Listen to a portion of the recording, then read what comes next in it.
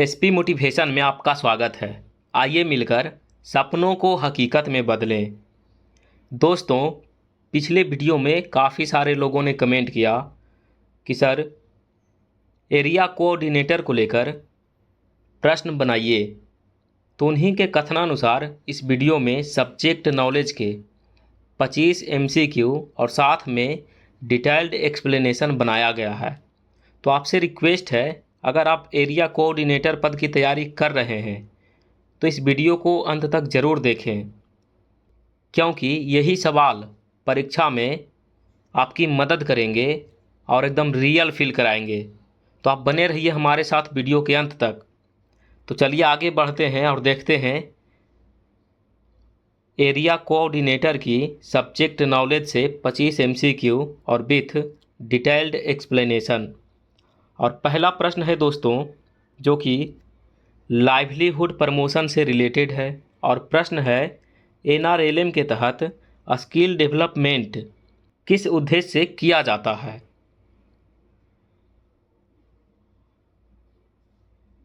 और सही उत्तर हो जाएगा ऑप्शन बी, रोजगार और आय में वृद्धि। इसका एक्सप्लेनेशन देख लेते हैं दोस्तों। और एक्सप्लेनेशन है, स्किल डेवलपमेंट से ग्रामीण युवा रोजगार पा सकते हैं और परिवार की आय बढ़ा सकते हैं। अगला प्रश्न, सस्टेनेबल लाइवलीहुड्स फ्रेमवर्क का मुख्य फोकस क्या है। सही उत्तर हो जाएगा ऑप्शन बी, संसाधनों और आजीविका में संतुलन। एक्सप्लेनेशन देख लेते हैं दोस्तों। कह रहा है, इसका उद्देश्य प्राकृतिक, मानव, सामाजिक, वित्तीय और भौतिक पूंजी का संतुलित उपयोग करना है। अगला प्रश्न है दोस्तों, माइक्रो इंटरप्राइजेज किस प्रकार की होती है।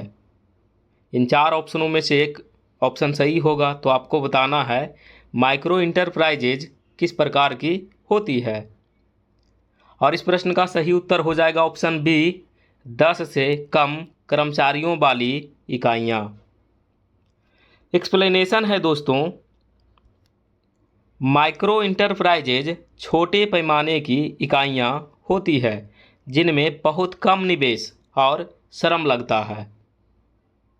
अगला प्रश्न है दोस्तों, कह रहा है, कृषि के अतिरिक्त एनआरएलएम किसे फार्म लाइवलीहुड्स में शामिल करता है। और सही उत्तर हो जाएगा ऑप्शन बी, पशुपालन और वानिकी। एक्सप्लेनेशन देख लेते हैं। एक्सप्लेनेशन है, कृषि के साथ साथ पशुपालन, वानिकी और मत्स्य पालन भी फार्म लाइवलीहुड्स का हिस्सा है। अगला प्रश्न है दोस्तों, वैल्यू चेन डेवलपमेंट का सीधा संबंध किससे है।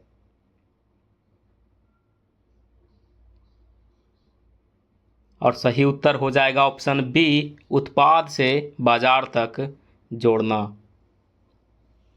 एक्सप्लेनेशन है,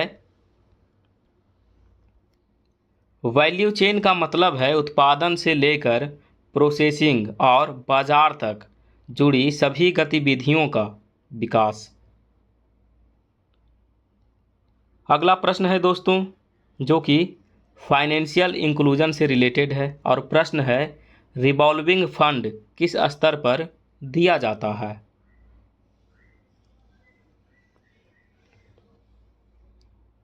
सही उत्तर हो जाएगा ऑप्शन बी, एसएचजी। एक्सप्लेनेशन है दोस्तों, रिवॉल्विंग फंड एसएचजी को कार्यशील पूंजी और छोटे ऋणों के लिए दिया जाता है।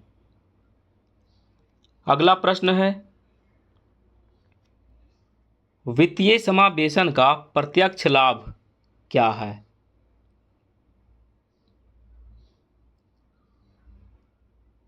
सही उत्तर हो जाएगा ऑप्शन सी, ऋण और बचत की पहुंच।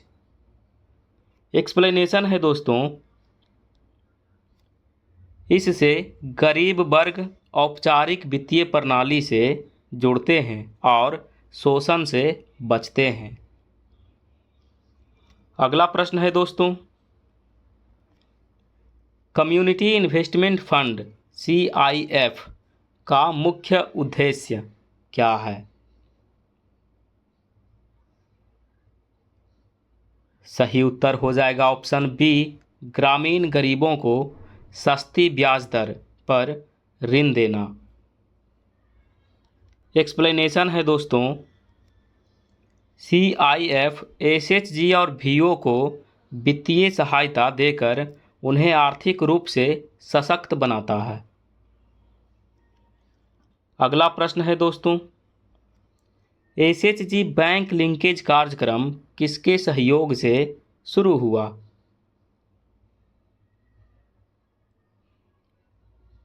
और इस प्रश्न का सही उत्तर हो जाएगा ऑप्शन बी, नाबार्ड। एक्सप्लेनेशन है दोस्तों, 1992 में नाबार्ड ने SHG bank linkage programme launch किया। बढ़ते हैं अगले प्रश्न की ओर और प्रश्न है, भारत में वित्तीय समावेशन का पहला बड़ा प्रयास किस योजना से जुड़ा है?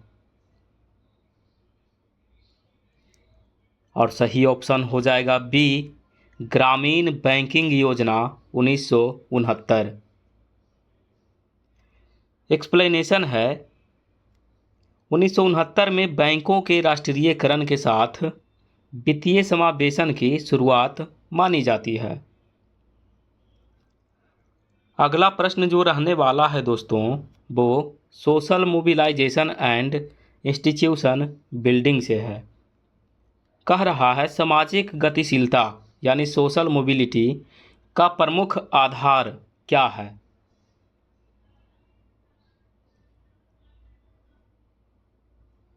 सही उत्तर हो जाएगा ऑप्शन बी, शिक्षा और आर्थिक अवसर।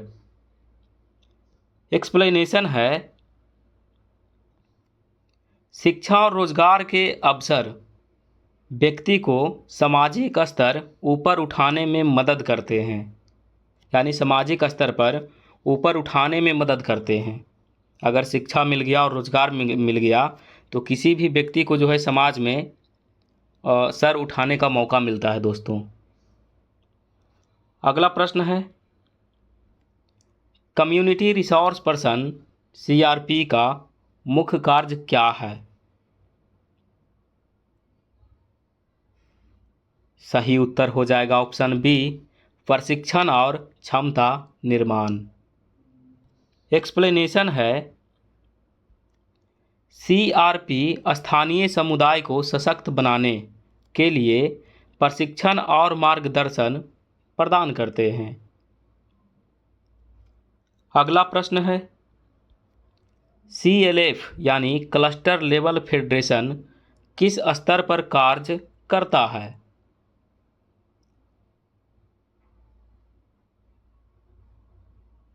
और इस प्रश्न का सही उत्तर हो जाएगा ऑप्शन बी, ब्लॉक स्तर।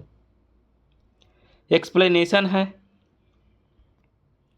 CLF कई VO यानी विलेज ऑर्गेनाइजेशंस को जोड़कर ब्लॉक स्तर पर कार्य करता है।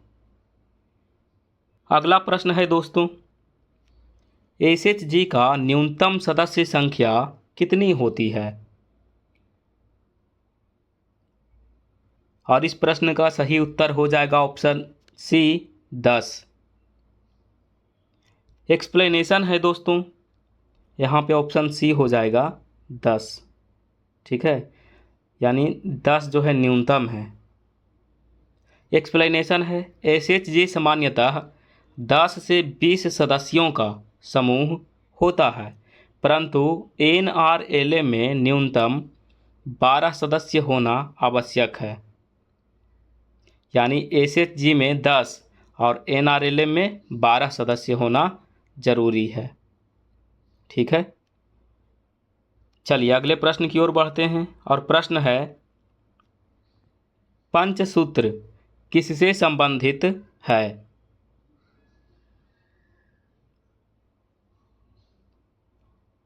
और सही ऑप्शन हो जाएगा बी, एसएचजी प्रबंधन। एक्सप्लेनेशन है, पंचसूत्र एसएचजी के लिए 5 नियम है, जैसे नियमित बैठक, नियमित बचत, नियमित ऋण अदायगी और समय पर ऋण वापसी और लेखा जोखा। ये 5 जो है नियम है, इसी को पंचसूत्र बोला जा रहा है, जो कि एसएचजी के लिए है। अगला प्रश्न है दोस्तों, जो कि दीनदयाल अंत्योदय योजना यानी एनआरएलएम से संबंधित है। प्रश्न है, एनआरएलएम का गाइडिंग प्रिंसिपल वन वुमेन पर रूरल हाउस होल्ड क्यों है?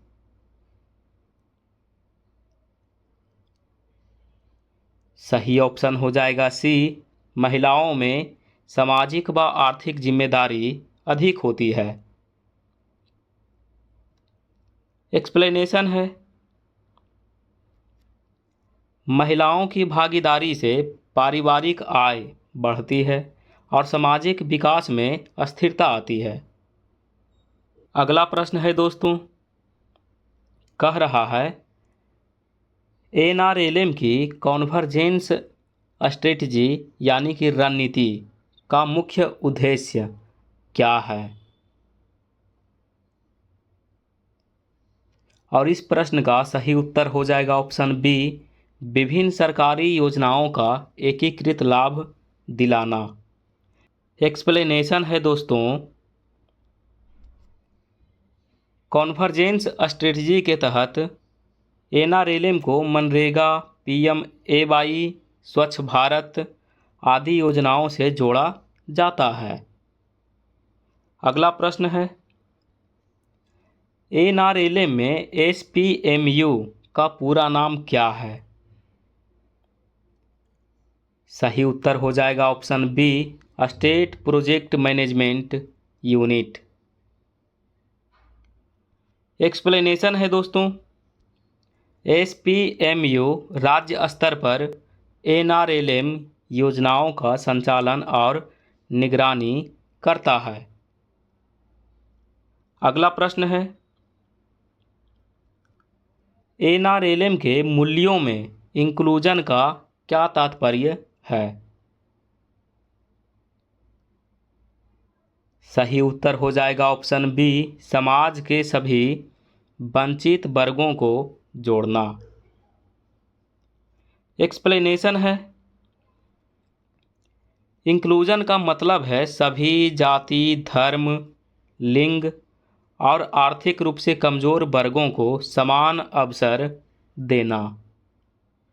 अगला प्रश्न है, एनआरएलएम यानी राष्ट्रीय ग्रामीण आजीविका मिशन किस वर्ष लॉन्च किया गया था? सही उत्तर हो जाएगा ऑप्शन सी, 2011। एक्सप्लेनेशन है दोस्तों, एनआरएलएम जिसे बाद में आजीविका मिशन कहा गया 2011 में शुरू हुआ। इसका उद्देश्य ग्रामीण गरीब परिवारों को अस्थायी आजीविका उपलब्ध कराना है। अगला प्रश्न है, जो कि rural society economy and governance से रिलेटेड है, और प्रश्न है, पंचायत राज व्यवस्था का पहला राज्य कौन सा था?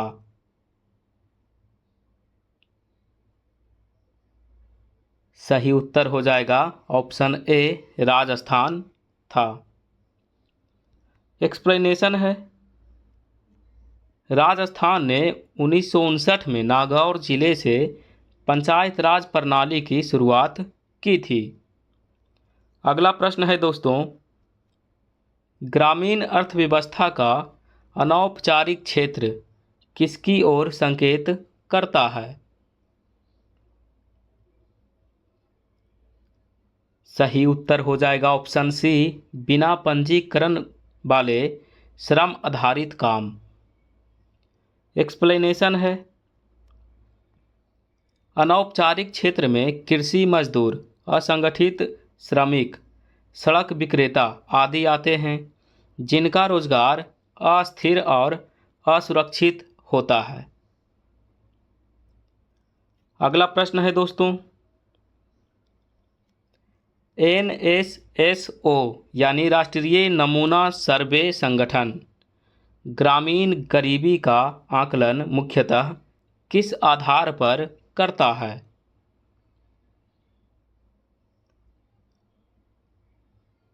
सही उत्तर हो जाएगा ऑप्शन बी, उपभोग व्यय। एक्सप्लेनेशन है, NSSO ग्रामीण और शहरी गरीबी को उपभोग व्यय के आधार पर मापता है। यह तय करता है कि किसी परिवार का खर्च जीवन निर्वाह के न्यूनतम स्तर से नीचे है या नहीं। अगला प्रश्न है दोस्तों, 73वां संविधान संशोधन 1992 किस वर्ष लागू किया गया था?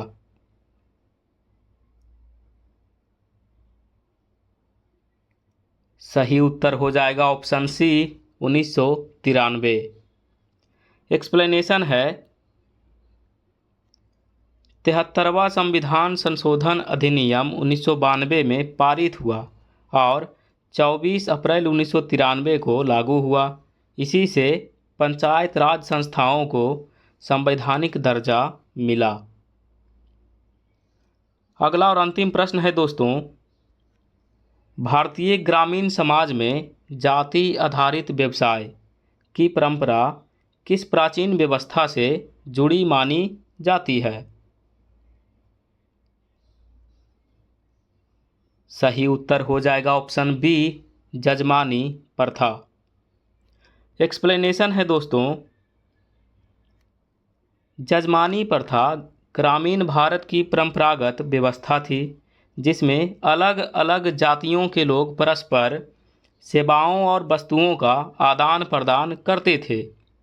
यह सामाजिक स्तरीकरण और जातिगत विभाजन को मजबूत करती थी। तो दोस्तों, ये थे एरिया कोऑर्डिनेटर के लिए सब्जेक्ट नॉलेज से 25 सबसे महत्वपूर्ण प्रश्न। आशा है कि यह वीडियो आपकी तैयारी को और मजबूत करेगा। अगर आपको यह वीडियो अच्छा लगा हो तो इसे लाइक और शेयर ज़रूर करें और कमेंट करना ना भूलें, ताकि आने वाले समय में मिलने वाले और भी मॉक टेस्ट और प्रैक्टिस सेट्स सबसे पहले आप तक पहुँचे। All the best, thank you.